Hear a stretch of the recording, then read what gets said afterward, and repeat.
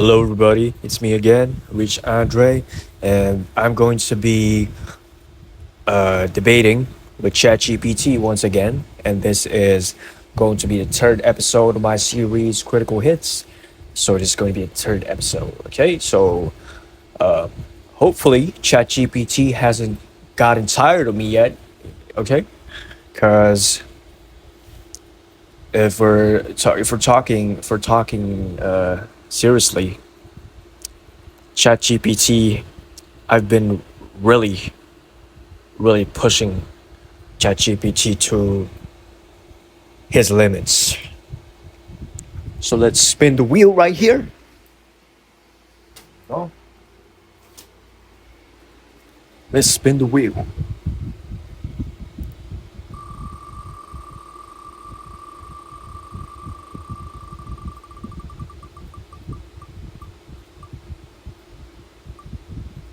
Books versus movies. So I think this is going to be a very interesting topic. Um, Let me just remove that. Okay.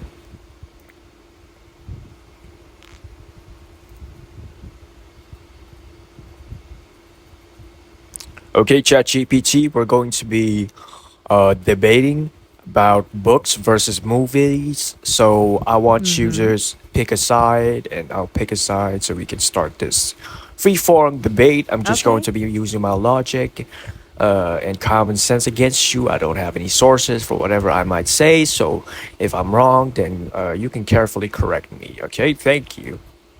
Mhm. All right. I'll take the book side then. Books generally offer deeper character interiority, more space for nuance, and there's no runtime limit squeezing out quiet moments. A novel can linger inside a mind for pages, something movies can only approximate with a glance or a close up. Okay, then I would argue that movies are better because they are more visually entertaining. Okay, so Mm-hmm. movies, they might not be as detailed or as precise as books can be when describing things, when telling stories, but I think that movies are an inherently important part of culture, of our culture and society today, because not only do movies have a lot of promotional potential, okay, in order to spread to a Mm-hmm. wider part, in a wider audience, but they're also very profitable. Okay, so if let's say you're a skilled film creator, okay, you're a skilled film creator and you have the means and the resources in order to gather a few people to make your own production, okay, then you could actually make a really good profit off of making movies. And not only that, but you're also entertaining other people, and you could also have the privilege of being famous if that film does well.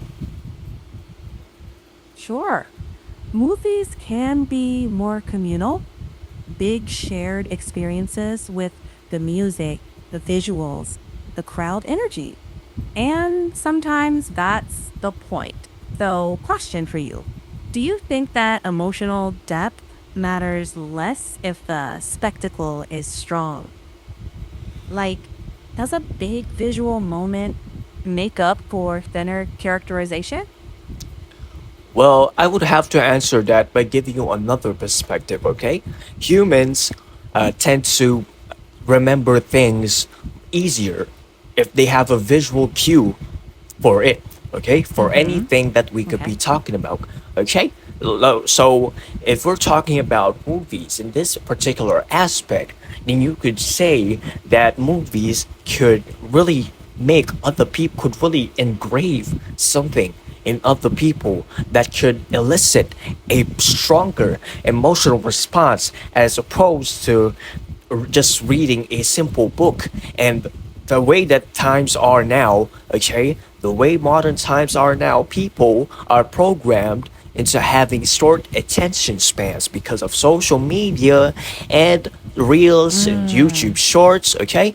So we're going to have a Mhm. short attention span. Okay, so if you're going to argue that books have more emotional depth, then what what point is there a book is what point is there for a book to have so much emotional depth if the audience themselves cannot have an attention span that lasts longer than 15 minutes to even skim through 3 pages of a book, okay, to even get to the meatier parts, the meaty parts, the juicy parts of the book, and the more exciting parts or the climax. Okay, it's because a book follows a linear structure. It typically follows a linear structure. There is an introduction, there is a climax, and there is a conclusion. Okay, so if you have a low attention span, how are you going to get to the climax, which is the most exciting part of the story? That's a fair challenge. But books don't have to be slow burns. They can grip you fast and they can make you feel deeply through pacing and language. A single scene can deliver intensity without special effects, just sharp prose and emotional truth.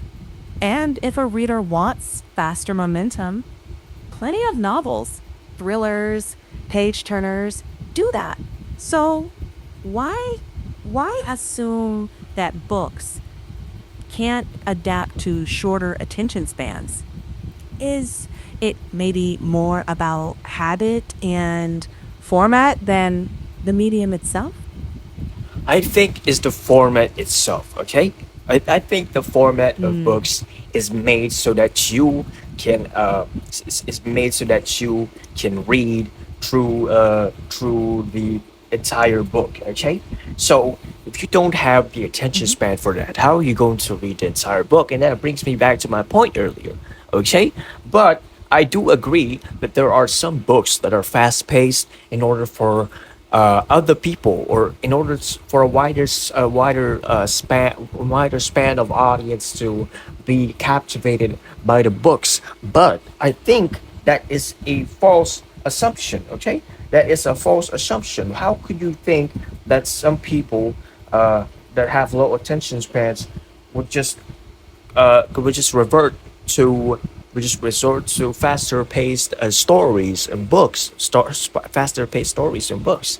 Okay, many people would argue that movies are more entertaining than books. Okay, so if you would argue that that the prose of the author who wrote the book is emotionally captivating in itself, okay, then I would argue that a lot of people have multiple or various viewpoints about anything in particular. And if we can specifically uh, we can specifically contextualize that fact into books, okay?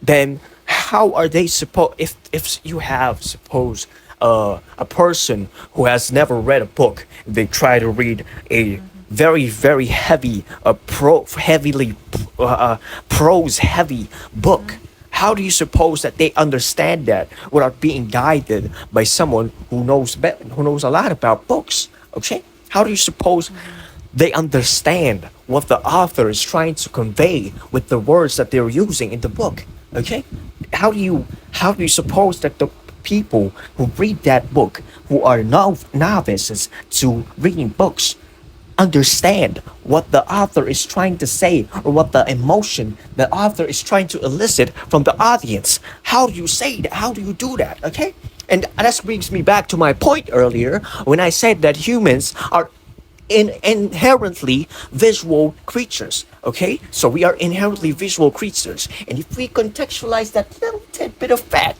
and try to put it into our situation, into our argument, into my argument, into this debate, then the movies are inherently more captivating and captures more of the attention, more of the attention of the people who are watching it, of the audience, of the general audience. Okay, mhm, okay, mhm, and plus, okay, suppose that you are a book author and you want to spread in your spread in the influence of your book. How are you supposed to do that without printing so much pages, millions, thousands upon thousands of pages, and wasting so much paper, wasting so no, I'm not really wasting, but investing so much money into the paper to print that books in the first place, and you're only going to sell just how you're only going to sell like what, 1 million at most.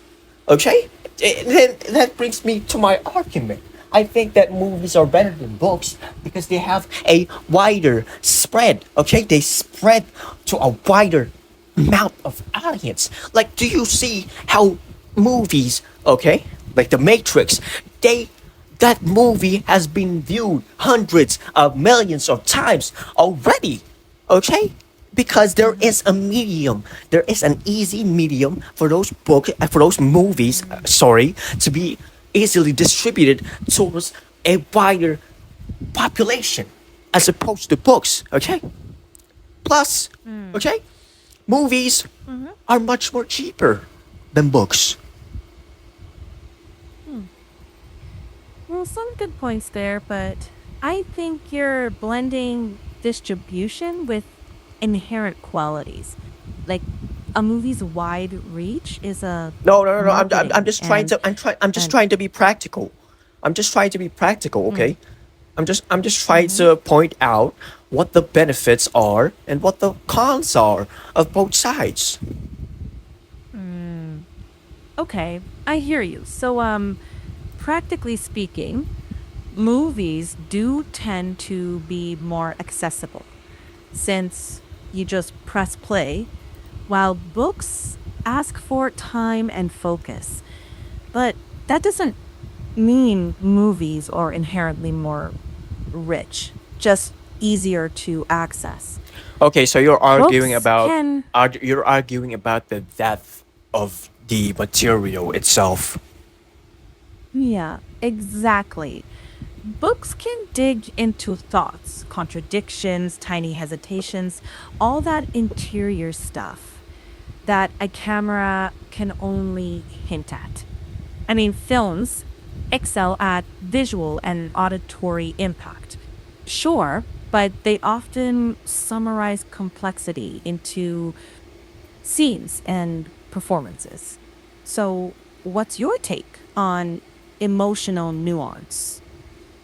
Well, I would agree that books have more emotional nuance than movies, simply because of the fact that they span hundreds of pages, okay? That they typically span hundreds of pages. Plus, okay, books tend to have a lot of revisions on them. And if there is a lot of revisions Mm-hmm. on them, then obviously there's going to be a lot more thought put into the books themselves as opposed to movies, okay? The movies typically they focus more on the production aspect of whatever story you're trying to tell. But that doesn't mean that they're not as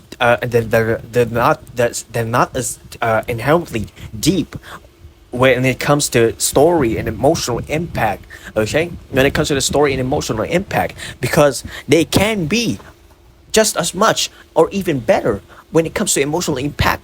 I mean, compared to books, because if you analyze, okay, if you analyze how many people like movies as opposed to the books, okay, a lot of people. Okay, let's try to give you an example. Okay, let's try to get. I'm going to try to give you an example. How about animes and manga? Okay, do you think that the people who watch anime read the manga first? No, because the anime is so much more accessible than the manga. With the manga, you have to go to a certain website. You have to go to a certain website. You have to buy your premium subscription in order for you to get rid of the paywalls and reading, so you can read smoothly. You even have to. You can. Some people even resort to pirated websites in order to access their manga. Okay, and the manga. Okay, you could argue that it's fuller than the anime. It's fuller than the anime. It has more emotional impact. Okay, but the anime is still much more successful when it comes to bringing in a wider audience. I mean, okay. Mm-hmm. So Mm-hmm. it comes down to this, okay. It still has the emotional impact of the book. Okay, it's movies can still have the emotional impact of books, even though they're Hmm. compressed to maybe just a few little scenes. But that doesn't take away from the emotional impact of the book. Okay, even if they're just compressed to these little tiny scenes, they could have just removed some of the good parts that are included in the story that it was based upon. It's still it's the pros of the movies far outweigh what you're trying to argue for. Okay, what you're trying to argue for, Huh. which is emotional impact. They both can have the same emotional impact, if not better, when it comes to movies, because movies are so much more entertaining, and that comes to that comes to my earlier point of this debate. Okay, everything I'm saying right now is originating to my earlier points, and I'm just trying to expand on it for you to try to have a deeper understanding of what I'm trying to say right now. Hmm. I follow. So you're saying the emotional punch isn't exclusive to books, and that, yeah, film can hit just as hard, but through performance and imagery instead of long interior passages. Fair. But here's the rub. Movies usually compress nuance, turning pages of thought into a lingering look or a line of dialogue. That can be powerful, but different, more distilled. Do you think distillation changes the kind of impact? No, I don't think that distillation, as you're referring to it, doesn't. I don't think that it impacts anything. Okay, okay, Mm-hmm. because compressing nuance doesn't mean that the nuance isn't there anymore. That doesn't mean that it's bad. Mm. It doesn't mean that it's fundamentally lacking when it is compared to the book that has all the nuances Mm. and whatsoever. Okay, I don't think that there is a fundamental wrongness. There is a fundamental mistake in trying to compress nuance, because logically speaking, okay, rationally speaking, we're going to try to be a little bit more pragmatic when it comes to what you're talking about. Okay, do you imagine that movies can span just as long with just as long as the dialogue of a book, of a whole entire book? Okay, do you think that the scripts there are made to have all the nuances, the different nuances that are inside the book? Do you think that it can span as long as that? Do you think that a 10-hour read can be converted into a 10-hour movie? No, you have to compress it. You have to remove some of the parts, and still, it can have the same emotional impact, if not better, when it comes to the depth of the story. Okay, I don't think that there has to be some kind of trade-off where you either compress the nuance, where you either compress the story and remove some of the nuance, and that makes it a lot less of an emotional impact, when it comes to reading books. Okay, I don't think that there has to be Mm. such a trade-off. I think they both equal, but movies are still more entertaining. Hmm. You make a fair point about entertainment value. Yeah, movies are built for shared spectacle, lights, sound, the whole theater experience. It's just immediately sensory. So maybe the question isn't which is deeper, but which medium fits the kind of feeling you want to chase. You seem to prize that communal accessibility, which is a legitimate lens. So, if a film moves people, doesn't that count as meaningful impact too?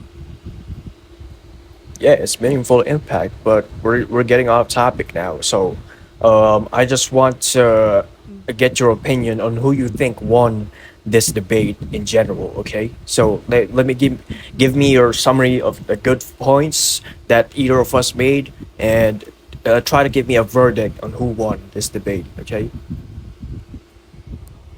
One moment. Hmm. Viewing on accessibility and communal reach, tying it back to your original claim. I argued depth and nuance, but didn't adapt as much to your practicality frame. That adaptability edge gives you the win. But if the criterion had been depth alone, then it might have swung the other way. So, slight win for you. Okay. So, uh, thank you for debating with me, ChatGPT. That'll be all for today. That was a great debate. That was a great debate. Thank you. Okay. So, thank you guys for watching. Okay. Hold on. Let me just go back to the. Here we go. Thank you guys for watching this video. As you may have seen, I was really energetic that time because I had a lot of good points. I had a lot of good points against ChatGPT, and I just wanted so bad to just throw it at ChatGPT. Okay, so he says that I slightly win when I obviously won because ChatGPT was just focusing on the emotional depth, the depth of the story when it comes to books. Okay, but I had a lot more than that.